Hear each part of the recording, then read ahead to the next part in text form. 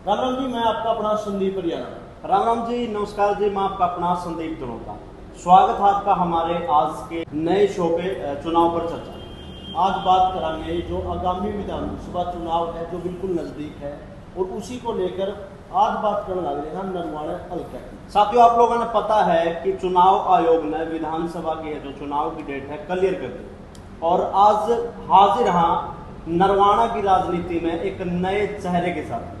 और नए चेहरे के साथ साथ आपने बता दिया जो आज अपने साथ मौजूद है, वैसे जान व पहचान के कोई मोहताज नहीं है। युवा साथी भाई विकास बीजेपी से नरवाना के अंदर जैसे ही आए, नरवाना की जो राजनीति है उसका जो पलटफेर है वो हम कह सकते कि इनके आने के बाद में तुरंत ही वो पलटफेर बदल चुके हैं। विकास जी, स्वागत है आपका हमारे चैनल पर। संदीप जी, आप पत्रकारों का मेरे कार्यालय में पहुंचने पर मैं भी आपका स्वागत करता हूं।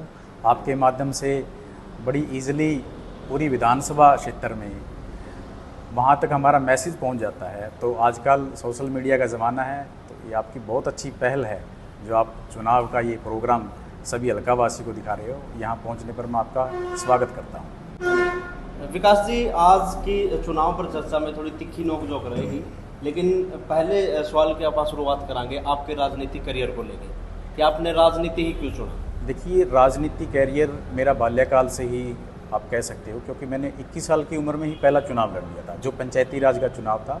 मैंने 3 पंचायत चुनाव लड़े हैं, जिसमें से गैर रिजर्व सीट से चुनाव लड़ने के बावजूद भी मुझे 2 बार विजयी हासिल हुई है। और तीसरा चुनाव मेरा अभी सरपंची का था, मैं मात्र 63 वोटों से हार हुई है। उसके कुछ कारण रहे होंगे, चलो उसकी हमने समीक्षा की है।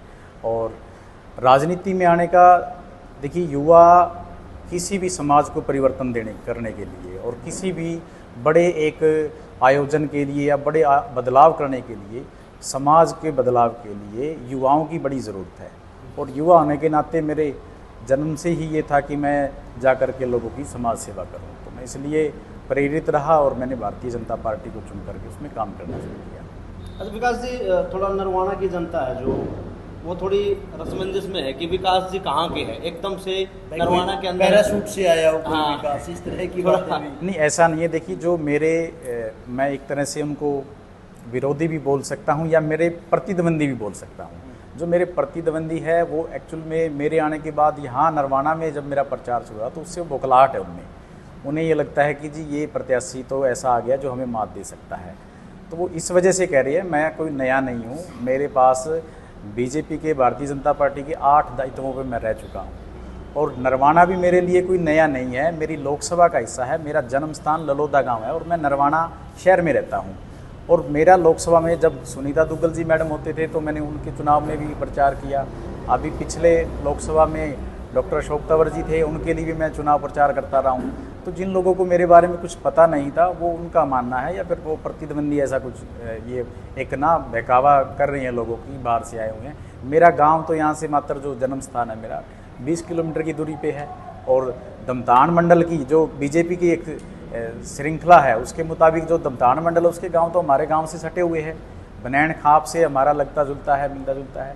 यहाँ के बहुत सारे सरपंच जिन्हों से हम अच्छी तरह परिचित हैं, यहाँ के जो संगठन के लोग हैं उन्हें भली बाती पता है, वो सब मुझे जानते हैं। उनके लिए मैं नया नहीं हूँ। जो यहाँ के हमारे प्रतिद्वंदी है वो ऐसा प्रचार कर रहे हैं। फिलहाल नरवाना के अंदर आपका जो प्रचार है उसके बाद की जो मतलब राजनीति है वो एकदम पलटती हुई नज़र आ रही है। लोग कहते हैं कि बीजेपी का तो यहाँ से कोई प्रत्याशी दिख ही नहीं रहा था, और मौजूदा विधायक रामनिवास ऊर्जागेड़ा वो तो जेजेपी से वैसे 2 साल से करीबन बागी चल रहे हैं। वो कहें कि भाई मैं नरवाना से टिकट लेके आऊँगा। एक तरफ वो दावा कर रहे हैं, एक तरफ आप है, एक तरफ कृष्ण बेदी की भी हल्की हल्की सुनने में आती है वो भी यहाँ पे आ सकते हैं। तो क्या मानना है कि जो मतलब चुनावी जीत से पहले की टिकट की जीत पहले? देखिए, कृष्ण बेदी जी हमारे आदरणीय हैं, हमारे बड़े हैं, और वो भारतीय जनता पार्टी के एक अटूट स्तंभ भी हैं। उन्होंने अपनी जी जान से बीजेपी के लिए मेहनत की हुई है। और जिस प्रत्याशी का आप नाम ले रहे हो, जो मौके के विधायक आप जिसके बारे में बता रहे हो, वो जेजेपी रहे हैं। और हमारी भारतीय जनता पार्टी में ऐसा सिस्टम नहीं होता है कि कोई भी आकर के ऐसे बोल देगा कि टिकट हमारा है। ये एक संगठनात्मक पार्टी है। यहाँ एक तरीके से, सूचीबद्ध तरीके से, यहाँ बड़ा इसका अनुशासन प्रिय एक पार्टी है। यहाँ ऐसा कभी नहीं होता कि जी कोई भी पैराशूट से आकर के टिकट ले लेगा। यहाँ सब कुछ संगठन तय करता है और संगठन ये देखता है कि हमारे पुराने प्रत्याशी कौन है, हमारे मेहनतकश प्रत्याशी कौन है, जो भारत माता के लिए, जो भारतीय जनता पार्टी की, उन्हें भी हम अपने एक माता के रूप में ही देखते हैं, उनके लिए कौन समर्पित लोग हैं, उन्हीं का टिकट होता है जी। यहाँ ऐसा कुछ नहीं है। विकास जी, बात करें पार्टी की, तो आपने बीजेपी ही पार्टी क्यों छोड़ी? क्योंकि नरवाना हल्का है जो वो सिरसा लोकसभा से नाता रखता है, और अशोक तंवर, कुमारी शैलजा की बात करें तो अशोक तंवर दूसरे नंबर पे थे, क्योंकि कांग्रेस का ज़्यादा रुझान था। तो आपने बीजेपी को ही क्यों चुना? क्योंकि लहर की बात करें तो कुछ लोग हैं जो कांग्रेस की तरफ ज़्यादा रुझान करें। देखिए, मैंने अभी भी बताया, भारतीय जनता पार्टी एक संगठनात्मक पार्टी है, अनुशासन प्रिय पार्टी है। यहाँ कांग्रेस जैसा चलन नहीं है जो थोड़े टाइम पहले आप एक सवाल कर रहे थे कि कोई पैराशूट से आ जाता है, वहाँ ऐसा प्रचलन वहाँ देखने को मिलेगा। बीजेपी, भारतीय जनता पार्टी ही एक ऐसी पार्टी है जहाँ छोटे से छोटा कार्यकर्ता लेकर के बड़े से बड़े ओहदे पे जाने के लिए है। आप नायब सिंह सैनी को लीजिए, कहाँ वो कुछ टाइम पहले उन्हें कौन जानता था, और आज वो प्रदेश के अध्यक्ष बने और तुरंत बाद उन्हें मुख्यमंत्री बना दीजिए। अभी आप अपने राजस्थान से लीजिए, वहाँ जो भी शर्मा जी को मुख्यमंत्री बनाया है, उन्हें थोड़े टाइम पहले कोई नहीं जानता था। सेम आप अगर एमपी की बात करते हैं तो वहाँ का ऐसा ले लीजिए। बहुत सारे ऐसे उदाहरण हैं कि भारतीय जनता पार्टी ने एक छोटे से कार्यकर्ता को उस दायित्व पर, उस ओहदे पर ले जा करके बैठा दिया जो वो सपने में नहीं सोच सकता था। फिलहाल आप की बात करें आप नरवाना की, तो क्या आप देखो, वैसे तो हर आदमी अपनी टिकट फाइनल मान के चला और हर आदमी अपनी जीत फाइनल मान के चला, लेकिन विकास इस नरवाना के लिए किस तरह मतलब ये सोचा भाई मैं नरवाना से अपना अब की बार टिकट लेके आऊँगा और जो नरवाना की जनता है वो आपको आशीर्वाद देगी? उसके लिए मैं ऐसा इसलिए बोल सकता हूँ कि मैंने अलग अलग दायित्वों पर भारतीय जनता पार्टी को एक समर्पित कार्यकर्ता होकर के मैंने सेवा दी है अपनी। भारतीय जनता पार्टी में एक माइक्रो लेवल का पन्ना प्रमुख, सबसे छोटी एक कार्यशैली उसे हम बोल सकते हैं, उससे लेकर के पन्ना प्रमुख, फिर बूथ अध्यक्ष, फिर मंडल की संरचना है, मंडल अध्यक्ष, युवा मोर्चा का मैं अध्यक्ष रहा, और अभी मौके पे भारतीय जनता पार्टी अनुसूचित जाति मोर्चा जिला अध्यक्ष हुई है। तो हमने अपना सब कुछ, जब से हम लगे हुए हैं, हमने बड़ा त्याग दिया है पार्टी के लिए। हम समर्पित कार्यकर्ता हैं, हम अवसरवादी नहीं है कि आज कांग्रेस की लहर चल रही है तो कांग्रेस की तरफ भाग लेंगे। आज जिन लोगों का आप नाम ले रहे हो वो अवसरवादी लोग हैं। उन्हें जहाँ से आप देसी भाषा में कहते हो कि मलाई खाने का जहाँ मौका लगता है वो वहीं अपनी छलांग लगा करके टूट पड़ते हैं उसी एरिया में। तो हम सेवा भाव से प्रेरित हैं, हम सेवा करने के लिए आए। नरवाना की जनता हमें आशीर्वाद देगी। अगर भारतीय जनता पार्टी से हमें आशीर्वाद मिला तो मैं सभी नरवाना वासियों को आश्वस्त करवाना चाहता हूँ कि नरवाना का विकास चरम सीमा पर होगा।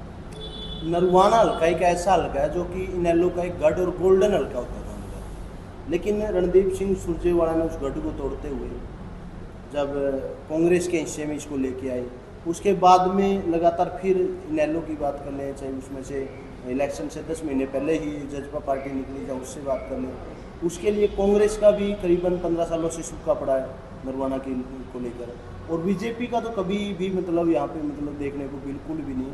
काफ़ी लंबे समय से बीजेपी यहाँ से राजनीतिक सूखा हम कह सकते हैं बीजेपी का।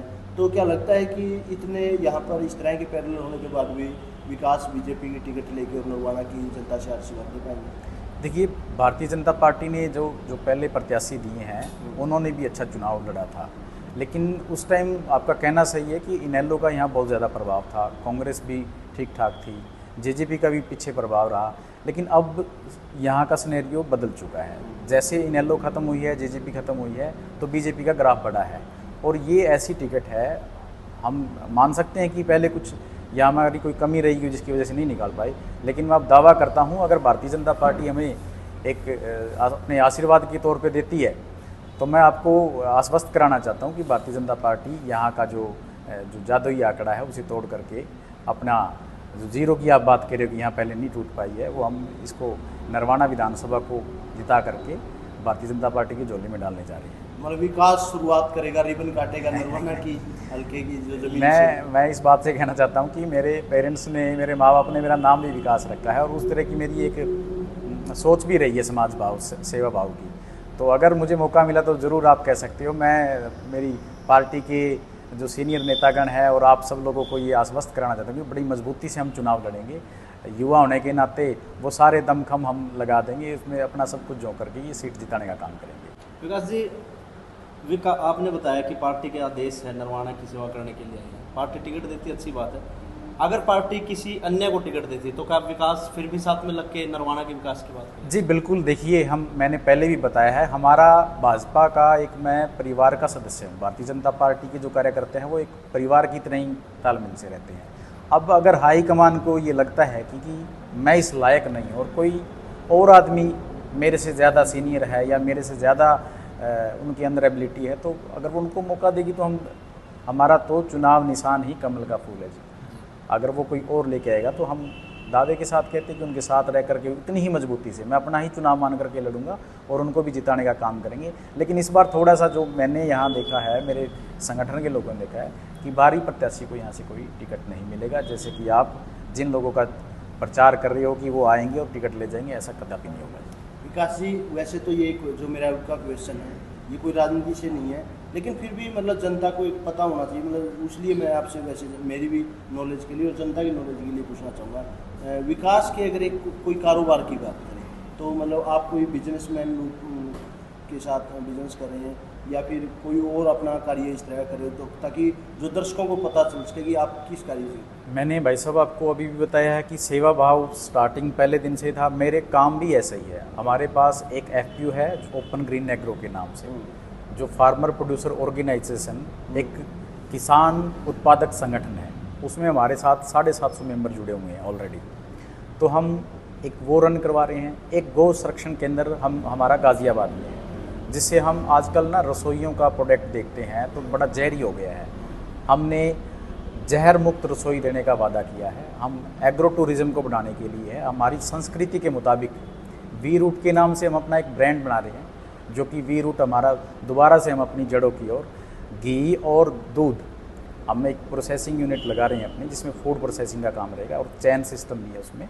तो हम अच्छे प्रोडक्ट देंगे जो NCR एरिया में रहते हैं। हम तो हमारा तो चलो एरिया थोड़ा सा ग्रामीण एरिया है, यहाँ हमें खाने पीने का ठीक ठाक मिल जाता है। लेकिन NCR एरिया में आप जाओगे तो वो हमारे भाई बंधु है, वहाँ जहर खाने को मिलता है। तो हमारी एक कोशिश है कि हम दोबारा से भारतवर्ष को विश्व गुरु बनाने की तर्ज पर लेकर के चलें, और उसी लिए हमने एक साहीवाल गाय का वहाँ फार्म बना रखा है। उसके प्रोडक्ट हम अपने लोगों के बीच लेकर जाएँ। हमारी एक कोऑपरेटिव सोसाइटी है, उसके तहत हमने CSC स्कीम के माध्यम से सरकार से 80% सब्सिडी पे अपने ही किसानों को, हम उनको जो अपने बड़े बड़े इम्प्लीमेंट है, जैसे पराली मैनेजमेंट का हमने काम शुरू कर रखा है, उसमें 80% सब्सिडी पे किसानों को, हर किसान वो नहीं ले पाता है, तो हमने वो अपनी यहाँ FPO के माध्यम से लोगों को दिए हैं। किसानों को हम वो इम्प्लीमेंट 20-20 लाख रुपए के इम्प्लीमेंट है, तो छोटा फार्मर उसे ले नहीं पाता है, तो हम उनको एक सरकारी रेट पे आप कह सकते हैं उनको दे करके उनकी आय को बढ़ाने के लिए उन्हें हम प्रेरित करते हैं, मोबिलाइज करते हैं, और सरकार की सारी स्कीमें जितनी आती है वो हम किसानों तक पहुँचाने का काम करते हैं। लास्ट में हमारे चैनलों के माध्यम से जो नरवाना की हल्का की जो जनता है उनको क्या कुछ आप संदेश देना चाहिए? देखिए, भारतीय जनता पार्टी की तरफ से मैं एक मैसेज देना चाहता हूँ कि नरवाना विधानसभा अगर ओवरऑल आज की कंडीशन में हम देख रहे हैं तो पूरे दूसरे हरियाणा से थोड़ा सा पिछड़ा है। आप चाहे बेसिक नीड की ज़रूरत की चीज़ों का बात करें, जैसे नाली की व्यवस्था है यहाँ बहुत ख़राब मुझे देखने मिली है, और शहर में भी हम गए हैं, बरसात का समय चल रहा तो थोड़ी सी बरसात से भी पानी भर जाता है। तो ओवरऑल दूसरी अगर तहसीलों से या ज़िलों से हम बात करते तो नरवाना पिछड़ा हुआ हल्का हमें नज़र आता है। तो मैं नरवाना वासियों को ये विश्वास दिलाना चाहता हूँ, इस बार भारतीय जनता पार्टी का प्रत्याशी यहाँ से जीत करके हम नरवाने का चहुमुखी प्रयास विकास कराने में सक्षम रहेंगे, और बड़ी ज़ोर शोर से इस बात को अगर हम जीत करके जाते हैं तो विधानसभा में उठा करके नरवाने का विकास कराएंगे। बहुत बहुत धन्यवाद। तो फिलहाल हमारे साथ नरवाना हल्का से, नरवाना हल्का की जनता का सेवा करने के लिए, विकास करने के लिए, एक नया विकास, एक नई सोच के साथ युवा साथी विकास हमारे साथ मौजूद थे। और आपकी क्या कुछ राय है विकास को लेकर, आप कमेंट सेक्शन में जाकर अपनी राय जरूर रखना। अगली वीडियो तक तो मेरे को इजाज़त, फिर मिलेंगे एक नई वीडियो के साथ। दोनों संदीप दोबारा, धन्यवाद।